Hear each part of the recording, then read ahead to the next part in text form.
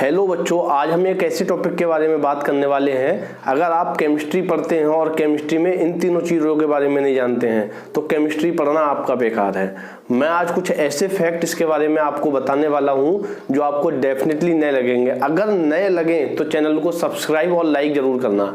आज हम बात करने वाले हैं अम्ल, क्षार तथा लवण के बारे में, एसिड, बेस एंड सॉल्ट। इसके बारे में डेफिनेटली अगर पूरी वीडियो देखेंगे कुछ ना कुछ नया जरूर मैं बताऊंगा। ठीक है, तो देखिए स्टार्ट करते हैं। तो सबसे पहले इसकी जो बेकार वाली और पुरानी परिभाषाएं हैं वो देखते हैं। एक तो हम स्वाद के आधार पे बताते थे। स्वाद का मतलब चखने, चख लो, आप चख के बता दो। जैसे जो अम्ल होते हैं इनके बारे में ये कहा जाता है ये स्वाद में कैसे होते हैं, खट्टे होते हैं। जो खट्टे होंगे वो आपके अम्ल होंगे। सिरका खट्टा होता है, अम्ल है। ठीक, क्षार ये स्वाद में कड़वे होते हैं। ये स्वाद में कैसे होते हैं, कड़वे होते हैं। ये परिभाषाएं हो गई भाई। स्वाद में खट्टे हो गए अम्ल और स्वाद में कड़वे हो गए क्षार। ठीक, लवण के स्वाद की बात नहीं करेंगे, पहले अम्ल और क्षार पढ़ेंगे, लवण पढ़ेंगे बाद में। ठीक, एक तो परिभाषा ये होगी कि जो स्वाद में खट्टे होते हैं वो अम्ल कहलाते हैं और जो स्वाद में कड़वे होते हैं वो क्या कहलाते हैं बेटा, वो क्षार कहलाते हैं। एक इनकी दूसरी परिभाषा और है, एक आपका लिटमस पेपर होता है। लिटमस पेपर ये कागज की तरह एक पेपर टाइप का होता है। ठीक, अगर ये लिटमस हमारा नीला है, कैसा है, नीला लिटमस पेपर है, और नीले लिटमस पेपर के ऊपर अगर आपने अम्ल डाला और ये नीले की जगह लाल हो गया, भाई नीले रंग का एक पेपर आपको दिया जाएगा।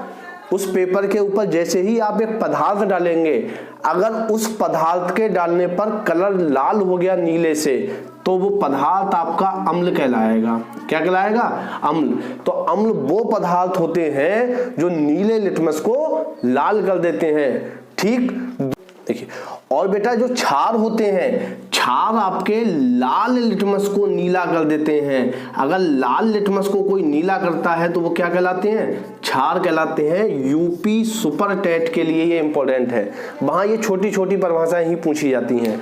ठीक, अम्ल वो पदार्थ होते हैं जो स्वाद में खट्टे, क्षार वो होते हैं जो स्वाद में कड़वे। अम्ल नीले लिटमस पेपर को लाल कर देंगे और क्षार के ऊपर अगर आपने लाल लिटमस के ऊपर अगर क्षार डाला तो वो आपका लाल लिटमस पेपर कैसा हो जाएगा, नीला हो जाएगा। ये तो अम्ल और क्षार की बहुत बेसिक और छोटी सी डेफिनेशंस हैं। ठीक है, अब मैं इसके बारे में कुछ स्टैंडर्ड डेफिनेशंस की बात करता हूं, इन स्वाद से हटा के कुछ। तो अलग अलग रसायन शास्त्री आए, अलग अलग वैज्ञानिक आए, उन्होंने अलग अलग परिभाषाएं दी, तो कुछ की बहुत भी फेमस भी हुई। सबसे पहले हम बात कर लेते हैं आर्हीनियस के बारे में। आर्हीनियस ने अम्ल और क्षार के लिए क्या कहा, एक आपके वैज्ञानिक थे आर्हीनियस। तो आर्हीनियस ने बताया कि आप कोई भी अम्ल लो, कोई भी क्षार लो, तो मान लो आपने अम्ल लिया और इस अम्ल को जल में घोल दिया। किस में घोल दिया, जल में, यानी कि एक्वस विलयन के अंदर घोल दिया, एक्वस कर लिया। एक्वस कर लिया जलीय विलयन। आप किसी भी अम्ल को जल में घोलो, जल में घोलने पर अगर आपको H+ आयन मिले, कौन से आयन मिले बेटा, H+ आयन मिले, तब तो वो आपके अम्ल कहलाएंगे। ठीक है, तो अम्ल वो पदार्थ होते हैं जो जलीय विलयन में H+ आयन देते हैं। ये किसने कहा था, हमारे आर्हीनियस ने कहा था। लेकिन इन्होंने क्षार के बारे में क्या कहा, इन्होंने क्षार के बारे में ये कह दिया, यही क्षार अगर जलीय विलयन में OH- देगा तो क्षार कहलाएगा। अगर कोई भी पदार्थ जलीय विलयन के अंदर OH- देता है तो वो आपका क्षार कहलाता है। ठीक, हो गई क्लियर। ये भी यूपी सुपर टेट के लिए इंपॉर्टेंट है भाई। आर्हीनियस ने क्या क्या बता दिया, अम्ल को अगर जल के अंदर घोलोगे तो H+ आयन मिलेंगे, क्षार को अगर जल के अंदर घोलोगे तो OH- आयन आपको मिलने वाले हैं। अब इसके एग्जाम्पल देखो, मान लो आपके पास दे रखा है HNO3, H2SO4, CH3, COOH या HCl। इन सब के अंदर आपको H दिख रहा है।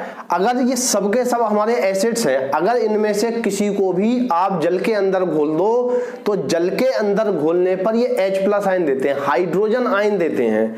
ठीक, अगर हाइड्रोजन आयन देंगे तो ये बेटा क्या होंगे, एसिड। मान लो HCl आपका एक्वस किया, जल के अंदर घोला, तो ये आपका देगा H+Cl-। ये आयन बनेगा, HNO3 है, HNO3 को जल में घोलो तो HNO3 को जल में घोलने पर क्या बनता है H प्लस, देखो H प्लस तो NO3 पे माइनस, ठीक, जितने प्लस के बनते हैं उतने माइनस के बनते हैं, नो डाउट।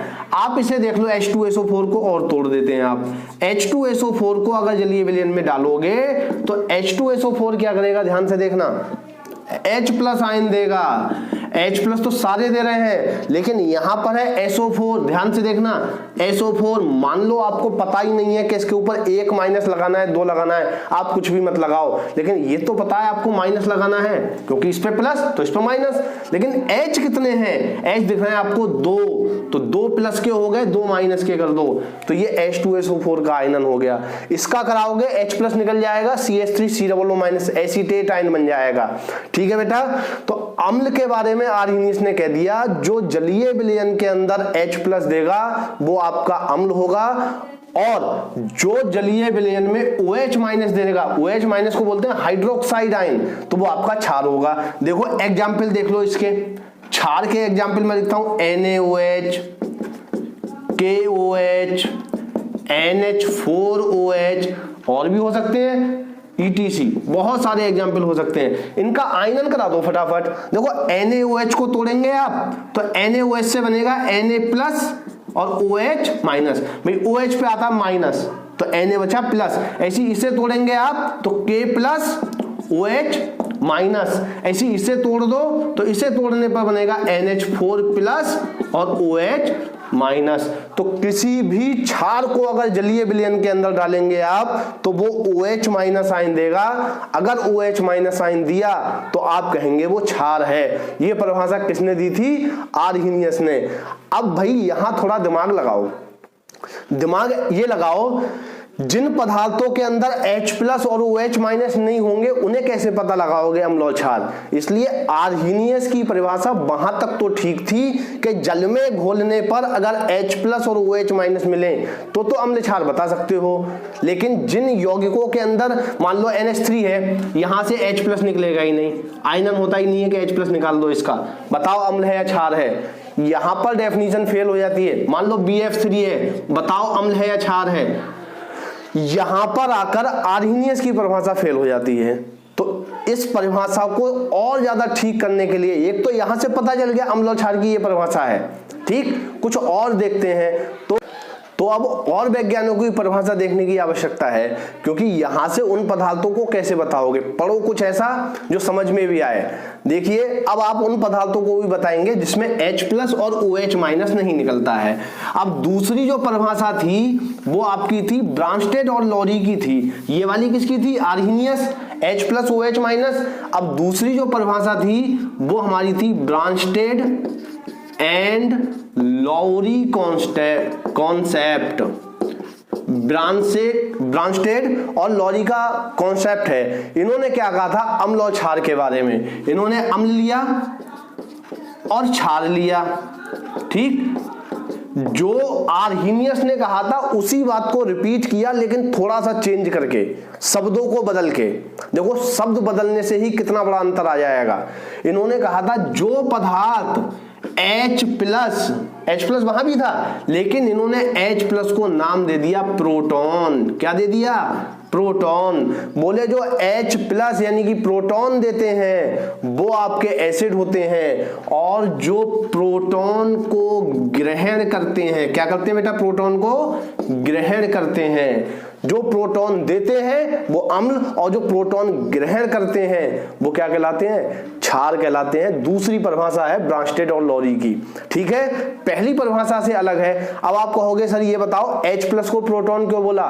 देखो H प्लस को प्रोटॉन इसलिए बोलते हैं, ये भी सुन लो, H हाइड्रोजन होता है, हाइड्रोजन का परमाणु क्रमांक 1, इसके बाह्य कोश में 1 इलेक्ट्रॉन होता है। ये रहा न्यूक्लियस, न्यूक्लियस के बाहर आपके कोश होते हैं, इनमें इलेक्ट्रॉन घूमते हैं, तो 1 इलेक्ट्रॉन है, ठीक। आपसे कहा जाए हाइड्रोजन के अंदर इलेक्ट्रॉन और प्रोटॉन बताओ, आप कहोगे एक तो इलेक्ट्रॉन है और प्रोटॉन भी एक ही है, ठीक। इलेक्ट्रॉन बराबर प्रोटॉन, यानी कि जितना परमाणु क्रमांक उतना ही उसका प्रोटॉन होता है, प्रोटॉन बराबर परमाणु क्रमांक। अब देखो आपने एक इलेक्ट्रॉन निकाल दिया, प्लस कर दिया, प्लस का मतलब था इलेक्ट्रॉन निकाल दिया, 2 प्लस तो 2 इलेक्ट्रॉन, 1 प्लस तो 1 इलेक्ट्रॉन निकाला, ये 1 इलेक्ट्रॉन था, ये निकाल दिया, बचा क्या सिर्फ प्रोटॉन, क्योंकि परमाणु क्रमांक तो एक ही है। तो H प्लस के अंदर इलेक्ट्रॉनों की संख्या 0 होती है, प्रोटॉन 1 होता है, इसीलिए H प्लस को प्रोटॉन बोलते हैं। ठीक है, तो ये दूसरी परिभाषा थी। इसके एग्जाम्पल देखो, इन्होंने क्या कहा, इन्होंने वही कर दिया, मान लो HCl है, आप आयनन कराओ, H प्लस देगा, Cl माइनस देगा। जब H प्लस यानी कि प्रोटॉन दिया, प्रोटॉन दाता है तो एसिड है, देने वाला दाता, डोनर एटम। अम्ल, H प्लस दिया, प्रोटॉन दिया, तो ब्रांस्टेड के हिसाब से ये अम्ल हो गया। अब देखो NH3 क्या करता है, इस H प्लस को ग्रहण कर लेता है, खींच लेता है अपनी तरफ को, तो ये बनाता है NH4 प्लस। तो ये आपका NH3 अगर आपसे पूछा जाए कि अम्ल है या क्षार, तो आप कहोगे क्षार, क्योंकि इसने प्रोटॉन को ग्रहण कर लिया, और जो प्रोटॉन को ग्रहण करते हैं बेटा वो क्या होते हैं, हमारे क्षार होते हैं। ठीक है, तो ये दूसरी परिभाषा किसकी थी, ब्रांस्टेड और लॉरी की। उम्मीद है समझ में आई होगी। याद रखना, प्रोटॉन देने वाले आपके कहलाते हैं एसिड और ग्रहण करने वाले आपके कहलाते हैं बेस। ये दूसरी परिभाषा थी। अब यहां से कुछ ऐसा सीखने वाले हैं जो डेफिनेटली नया लगेगा आपको। ठीक है, यहां से आपको कॉन्जुगेट एसिड एंड बेस निकालने को आते हैं कि संयुग्मी अम्ल और संयुग्मी क्षार बताओ, कैसे निकालोगे संयुग्मी अम्ल या संयुग्मी क्षार। मैं एक तरफ लिख देता हूं एसिड, और किसी भी एसिड का कॉन्जुगेट बेस इधर लिखता हूं मैं, कॉन्जुगेट बेस। बहुत आसान है, बहुत आसान है, हर कोई निकाल सकता है। मान लो यहां लिखा है HCl, HNO3, H2SO4, HSO4 minus, CH3COOH, H2H। देखिए बेटा, ये आपने लिख लिए, आपसे कहा जाए इनका कॉन्जुगेट बेस निकालो, तो कॉन्जुगेट बेस निकालना बहुत आसान है।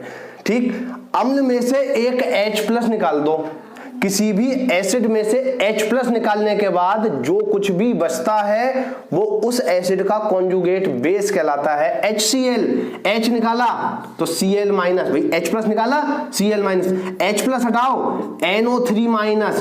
भाई आपसे पूछा जाएगा HNO3 का कॉन्जुगेट बेस क्या है, बोलेंगे NO3 माइनस।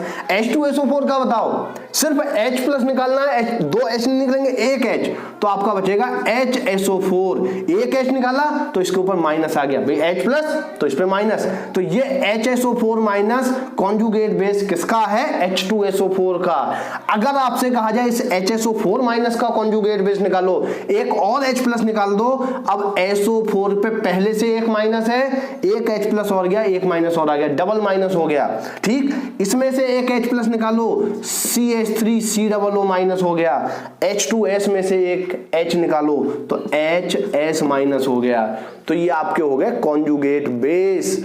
ठीक है, किसी भी एसिड के, अगर आपसे कहा जाए आपके पास NH3 है, ये NH3 बेस होता है, कहा जाए इसका कॉन्जुगेट एसिड लिखो, कॉन्जुगेट एसिड। देखो, जब कॉन्जुगेट बेस लिखा तो H प्लस निकाला, और जब कॉन्जुगेट एसिड लिखोगे तो एक H प्लस को जोड़ना पड़ेगा, एक H जोड़ दो इसमें तो NH4 हो गया, NH4 प्लस आ गया। उम्मीद है किसी का भी आप निकाल सकते हो, किसी का भी। ठीक है, आपको किसी का भी अगर कॉन्जुगेट एसिड और कॉन्जुगेट बेस निकालने को आ जाए तो कॉन्जुगेट एसिड के अंदर तो आप एक H प्लस को निकाल देंगे कॉन्जुगेट बेस बनाने के लिए, और किसी भी बेस से अगर कॉन्जुगेट एसिड बनाना है तो एक H प्लस को जोड़ देंगे। उम्मीद है ये बात समझ में आ गई होगी। तो ये आपने 2 परिभाषाएं यहां पर पढ़ ली, और साथ में एक बहुत ही इंपॉर्टेंट बात ये समझ ली कि कॉन्जुगेट एसिड और कॉन्जुगेट बेस किस तरह से निकाले जाते हैं। ठीक है, एक तीसरी डेफिनेशन और है एसिड और बेस की, वो किसने दी थी, वो दी थी लुईस ने। वो लुईस का कॉन्सेप्ट है बेटा। ठीक है, तो बहुत सारे पढ़ रहे हैं। सबसे पहले आर्हेनियस, ब्रांस्टेड, लॉरी, फिर कॉन्जुगेट एसिड बेस पढ़ लिए। अब आ गया लुईस का कॉन्सेप्ट। इन्होंने एक नई बात कह दी।